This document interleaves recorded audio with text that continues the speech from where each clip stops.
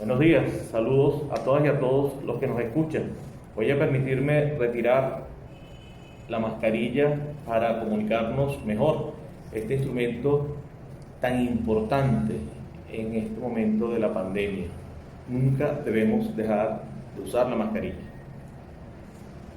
Hoy quiero dirigirme a ustedes en primer lugar felicitando a la Universidad Bolivariana y al Centro de Estudios de Salud Colectiva y Derecho a la Vida, al ministro César Trompis, a la doctora Rosicar Mata, directora del Centro de Estudios, por el inicio de esta segunda Convención de Salud Colectiva y Derecho a la Vida, que está comenzando hoy, que va a durar hasta el día 2 de julio. En estos momentos de pandemia es muy importante mantener este tipo de actividades, sobre todo de manera virtual. Por esto es que nos dirigimos a través de este medio. El centro de esta conferencia, de esta convención, es la pandemia del coronavirus y a eso me quiero referir. En primer lugar, vamos a hablar un poco de los datos en el mundo. Ya este fin de semana el mundo registró más de 10 millones de casos confirmados de coronavirus, número realmente impresionante si tomamos en cuenta que la epidemia tiene 6 meses en el mundo. 10 millones de casos, y de esos 10 millones de casos han fallecido más de 500.000 personas. Esto implica que 5 de cada 100 personas en el mundo que han contraído el coronavirus pues han fallecido. También una letalidad alta en comparación con otras pandemias que se han registrado en la historia. La pandemia viene desde hace más de un mes moviéndose hacia América y dentro de América moviéndose hacia Sudamérica. Si nosotros observamos los datos internacionales del fin de semana, los 10 países con más casos de coronavirus en el mundo son Estados Unidos con 2.596.000, Brasil 1.315.000 y así sucesivamente Rusia, India, Reino Unido, España, Perú, Chile, Italia e Irán. Esos son los 10 países con mayor número de casos de coronavirus en el mundo, y de esos 10 países, 4 son de América y 3 son de América Latina. Esto nos lleva a la reflexión porque obviamente estamos ubicados en América Latina y estamos rodeados de países donde el comportamiento del coronavirus es inusualmente elevado. El caso concreto de Brasil, el caso concreto de Colombia, de Ecuador, de Perú, desde donde están regresando un número muy importante de venezolanos y venezolanos que habían emigrado hacia esos países. A la fecha, de manera formal, se han registrado más de 60.000 connacionales que han regresado, pero sabemos que son muchos más los que están regresando a través de las vías informales, a través de las llamadas trochas, lo cual ha convertido en un problema eso en el país que por supuesto tenemos que abordar. Si nos vamos a los datos de Venezuela, podemos decir que hasta el día de ayer teníamos 5.297 casos confirmados, número importante, y 44 casos fallecidos. Si nos vamos a los datos relativos, esto implica que tenemos 17 casos por cada 100.000 habitantes. El número aumentó de manera muy importante en el último mes, prácticamente ha sido el incremento. También es importante resaltar del caso venezolano que el 1% de los casos están en situación moderada y grave. Tenemos casos activos, es decir, casos que no se han recuperado, 3.604 casos. De esos 3.604 casos, solo 23 personas están en condiciones moderadas y graves, es decir, están hospitalizados con síntomas o de neumonía bilateral o están en terapia intensiva. Esto es menos del 1% de los casos. Tenemos además 13% de los casos con síntomas leves y el 86% de los casos activos en este momento son asintomáticos. Es una característica particular que es más frecuente en Venezuela que en el resto de los países del mundo. Estos pacientes asintomáticos, buena parte de los connacionales que están regresando, que son buena parte de los casos, más del 80% de los nuevos casos que han aparecido en Venezuela a partir del 15 de mayo, pues son connacionales, y eso representa más del 80% de los casos, son personas jóvenes y personas asintomáticas.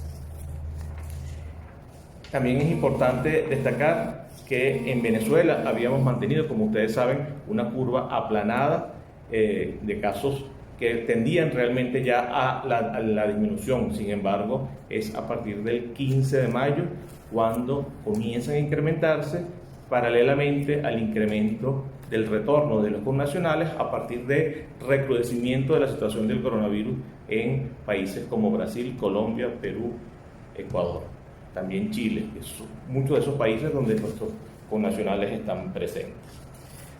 Vamos ahora a conversar un poco de cómo hemos asumido en Venezuela el tema de la atención al coronavirus. En Venezuela el plan de coronavirus se desarrolló en tres fases, se ha desarrollado en tres fases. La primera fase, antes de la aparición de los casos, en la que se lanzó una campaña masiva de prevención de enfermedades de transmisión aérea y el lavado de manos. Tuvimos, incluso desde antes de la aparición del coronavirus, una campaña de la importancia del lavado de manos y luego una campaña específica para la prevención de las enfermedades por transmisión aérea. En esta primera fase también elaboramos un flujograma de decisiones. Se fortaleció la vigilancia epidemiológica en los centros de salud y pasos fronterizos. En todos los estados y en todos los pasos fronterizos se crearon puntos de control, se identificaron y se prepararon establecimientos de salud para atender eventuales casos y se elaboró un protocolo de tratamiento. Se creó una comisión de protocolo de tratamiento, una comisión de protocolo, y se capacitó al personal. Podemos decir que en esa primera fase, al final, todos sabían lo que tenían que hacer. La segunda fase comienza cuando aparecieron los dos primeros casos en el país, que fue el 13 de marzo, en la que se declaró la emergencia sanitaria en Venezuela. Y se tomaron medidas drásticas y rápidas. Primero, la cuarentena social masiva, que fue una cuarentena voluntaria, el uso obligatorio de la mascarilla, el distanciamiento social, la prohibición de concentraciones, la suspensión de actividades académicas y laborales, el despistaje masivo y personalizado a través de una encuesta masiva de movilidad respondida en forma electrónica, en la cual más de 18 millones de personas respondieron y muchas de ellos fueron visitados a su casa, los que tenían más de 3 síntomas. La búsqueda activa de casos y contactos casa por casa, el acceso gratuito a pruebas diagnósticas masivas, profilaxis y tratamiento. Igualmente, se aumentó la capacidad de hospitalización y terapia intensiva en acuerdo con el sector privado de la salud y el sector hotelero. Eso fue lo que caracterizó esa segunda fase, que en su momento mucha gente no entendía, pero que nos resultó en extraordinarios resultados porque mantuvimos una curva completamente plana en ese momento de la pandemia. En esa misma fecha también se protegieron a las familias en la cuarentena a través de subsidios económicos directos, a través de los bonos que se entregan a través del Carnet de la Patria, bolsas de alimentación y el pago temporal de las nóminas de las pequeñas y medianas empresas privadas. Son medidas que se tomaron en Venezuela y que fueron muy importantes en su momento, porque efectivamente cuando se llama una cuarentena masiva, pues la gente tiene que seguir teniendo algún ingreso y tiene que tener algún nivel de acceso a los alimentos. Y pues esas son medidas que se tomaron en el gobierno nacional.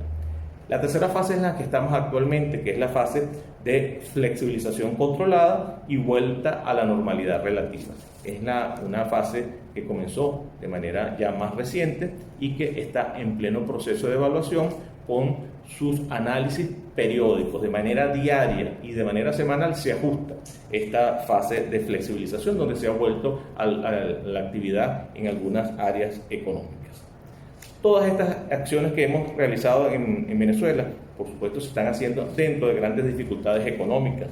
Es necesario reiterar la denuncia sobre el crimen que se comete contra el pueblo venezolano a través de las medidas coercitivas unilaterales e ilegales con las que se han secuestrado más de 30.000 millones de dólares en la banca internacional, en Estados Unidos y en Europa principalmente.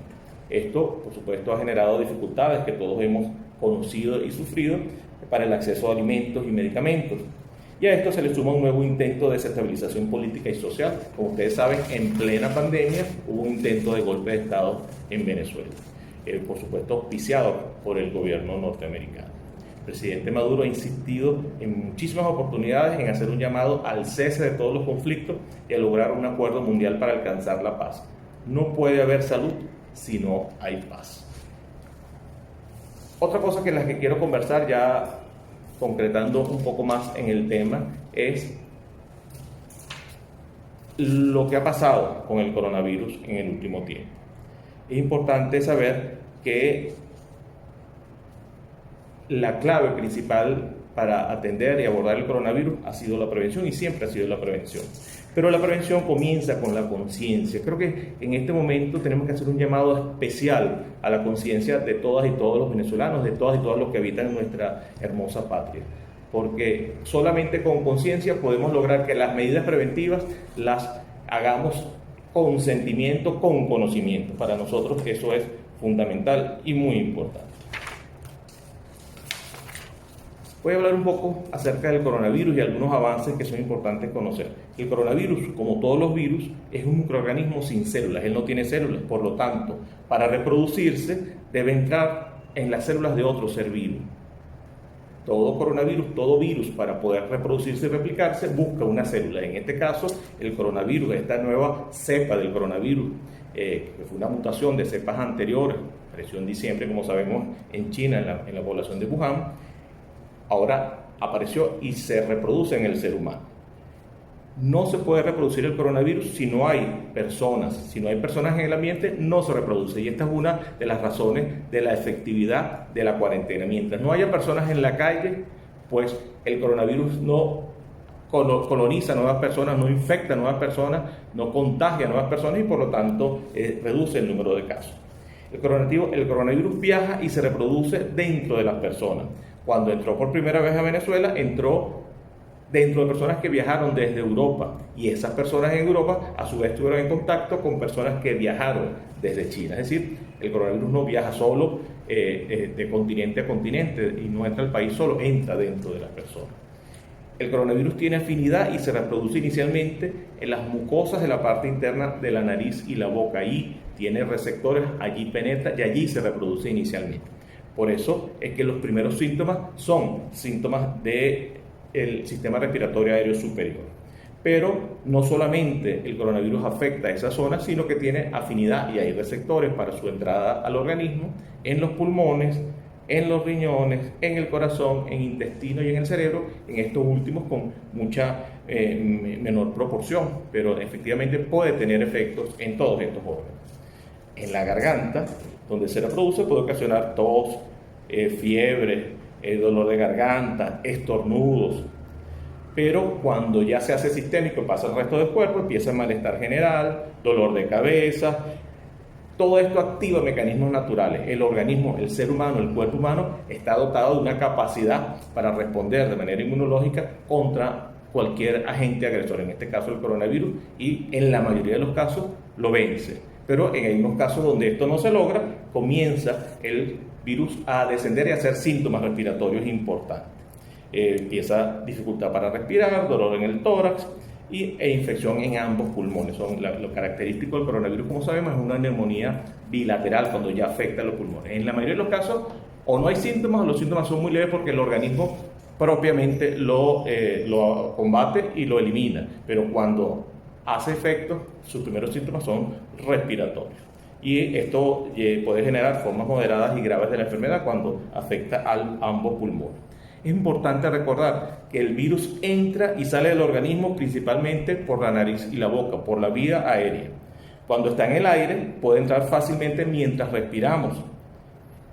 Por eso es importante el uso del tapabocas. No es que filtra absolutamente todas las partículas, pero sí disminuye de manera importante las partículas que entran o salen, porque si nosotros somos portadores de coronavirus y no tenemos síntomas, cada vez que hablamos, cada vez que tosemos, incluso cada vez que respiramos, emitimos micropartículas que pueden tener el virus dentro de ellas.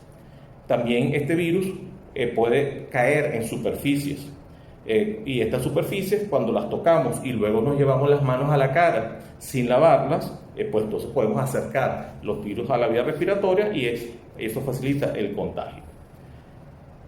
Una persona que tiene el virus en su cuerpo lo expulsa cada vez que respira y habla a través de pequeñas gotitas. Si la persona tiene tos o estornudos, pues estas gotas salen en mayor proporción, en mayor cantidad y llegan a mayor distancia. Es importante que sepamos que cuando hablamos o respiramos de manera normal o en voz baja, esto no llega más allá de 1 metro. Pero si nosotros hablamos en voz alta, pues las partículas se expelan un poquito más lejos y si estornudamos o tosemos puede llegar a más de 2 metros. Es importante que lo conozcamos porque esto nos ayuda a orientarnos cómo prevenir. Al salir por la nariz y la boca, los virus vivos pueden mantenerse alrededor de 3 horas en el ambiente. en el ambiente, flotando en el ambiente, los estudios recientes señalan que puede mantenerse hasta 3 horas. Luego caen en algunas superficies. Si estamos en espacios abiertos, esto se diluye en el ambiente general y se disipa. Es decir, si nosotros hablamos y estornudamos y esto está en el ambiente, si estamos en espacios abiertos, inmediatamente por la cantidad de aire se diluye es mucho menos efectivo. Si estamos en espacios cerrados o con mala ventilación, se mantiene más tiempo y se concentra, y por lo tanto el contagio es más fácil. Una parte de estas gotitas con virus caen y se depositan en la superficie, y en esa superficie el virus puede mantenerse vivo de manera variable. Algunas investigaciones recientes señalan que el virus puede mantenerse vivo hasta 72 horas en superficies de plástico, en superficies de acero inoxidable, que son superficies no porosas, y menos tiempo, hasta 24 horas, en papel y cartulina. Esto es importante que lo sepamos porque no solamente está en el aire, sino también está en la superficie, y eso es muy importante conocerlo. Sabemos que en Venezuela más del 80, cerca del 85% de las personas que tienen virus en su organismo no desarrollan síntomas, pero igualmente pueden emitir partículas al respirar y al hablar. Nosotros no sabemos, no podemos identificar cuándo una persona que tenemos al lado es portadora del virus, porque probablemente ni esa persona lo sepa. Por lo tanto, la protección es fundamental. Por todas estas razones es muy importante seguir las 10 normas básicas para la prevención de la enfermedad producida por coronavirus que tomamos de las recomendaciones de la Organización Mundial de la Salud. La primera de ellas, ya la hemos dicho, el conocimiento, la información y la conciencia de la enfermedad y su prevención. Tenemos que hacer conciencia que el coronavirus existe, que está en Venezuela, que está ya en muchas partes del país circulando libremente y por lo tanto puede afectarnos, es capaz de afectar a cualquier ser humano. La segunda es el uso de mascarilla como mecanismo de barrera para disminuir la entrada y salida del virus por la nariz y la boca. Hemos dicho que el virus entra y sale principalmente por nariz y boca. Si tapamos la nariz y la boca con la mascarilla, pues disminuimos la entrada y por supuesto disminuimos también la salida si somos portadores de la enfermedad. Muy importante el uso de la mascarilla y el uso correcto de la mascarilla, que tape nariz y que tape boca. En tercer lugar, el lavado frecuente o higienización periódica de las manos. Con la técnica adecuada, nunca debemos tocarnos la cara con las manos sucias. Esa es la otra vía importante de contagio del coronavirus. Llevarnos a la cara las manos sucias, las manos con las que hemos tocado superficies que pueden haber estado en contacto con el coronavirus. Esto también es importantísimo, hacer conciencia, porque con mucha frecuencia, sobre todo porque tenemos mascarilla y no estamos acostumbrados a usarla, nos tocamos la cara y si no tenemos las manos limpias, pues estamos llevando o acercando los virus hacia la zona respiratoria. La cuarta norma de prevención es la etiqueta de la tos, la llamada etiqueta de la tos, que no es otra cosa que cuando tosemos o estornudamos, debemos evitar contaminar las manos. Nunca debemos llenar las manos con las gotitas que salen cuando tosemos o estornudamos. Por eso es lo que se recomienda, en este caso, es el uso de pañuelos desechables o toallines desechables que se deben, como dice su nombre, botar, o nunca usar pañuelos reutilizables, porque entonces estamos reciclando el virus para uno mismo y para otras personas que puedan tocar ese virus. Y lo otro es toser en la cara interna del codo. Cuando tosemos en la cara interna del codo, pues no tocamos el virus con las manos y es más difícil entonces la transmisión. La quinta norma es el distanciamiento social en todos los espacios, mínimo de 1 metro, ideal de 1.5 metros. Y esto, la explicación fundamental es por el viaje de las partículas cuando hablamos o cuando incluso respiramos. Si yo hablo, cada vez que yo hablo estoy emitiendo goticas pequeñitas que no se ven, micropartículas que pueden llegar hasta 1 metro. Si las personas están 1 metro después, pues probablemente no le lleguen de esa manera a través del aire. La sexta norma, evitar el contacto físico con otras personas.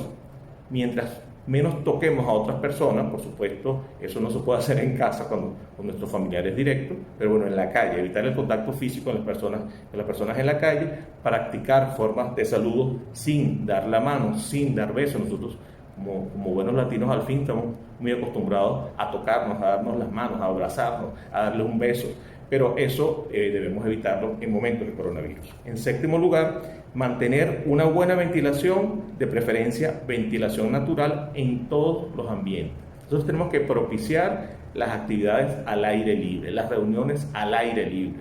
La buena ventilación es fundamental para disminuir el contagio. Octavo, evitar las concentraciones de personas, el hacinamiento y las reuniones por tiempo prolongado. Una de las formas con las que más contagio ha habido en Venezuela en los focos es a través del hacinamiento, en los cuarteles, en los sitios de dormitorio de los muchachos que estaban en las academias de béisbol en el estado de Nueva Esparta, en los que comparten espacios comunes en comedor en algunas empresas. Esos espacios comunes poco ventilados son espacios donde la transmisión del coronavirus es muy frecuente. Entonces, evitar las concentraciones, evitar el hacinamiento, y las reuniones deben ser con pocas personas. Nosotros recomendamos no más de 10 personas y por poco tiempo. Debemos acostumbrarnos a hacer reuniones cortas cuando son presenciales.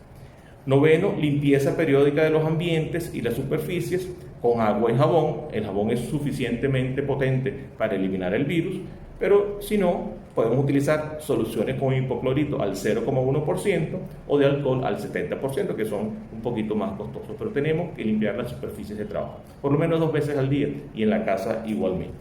Y el 10º punto, y no menos importante, es evitar salir de la casa si presenta síntomas de gripe.